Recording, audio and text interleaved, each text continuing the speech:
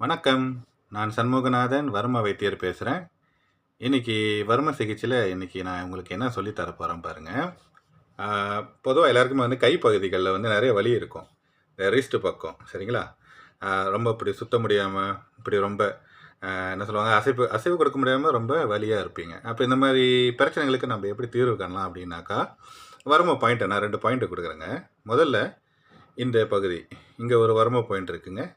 இங்கிட்டு ஒரு வர்ம பாயிண்ட் இருக்கு. ஸோ இந்த 2 வர்ம பாயிண்ட்ல நம்ம என்ன செய்யலாம் அப்படின்னு பார்க்கலாம். முதல்ல சுழற்சி. அதாவது மெல்லிசா அப்படி அழுத்திங்க. ரொம்ப போட்டு அழுத்திறாதீங்க. வர்ம பகுதிகள்ல எப்போதுமே நம்ம மெல்லிசா தான் அமுத்தணும். அழுத்திட்டு இப்படி சுழற்சி செய்யுங்க. வலதுபுறமா சுழற்சி செய்யுங்க.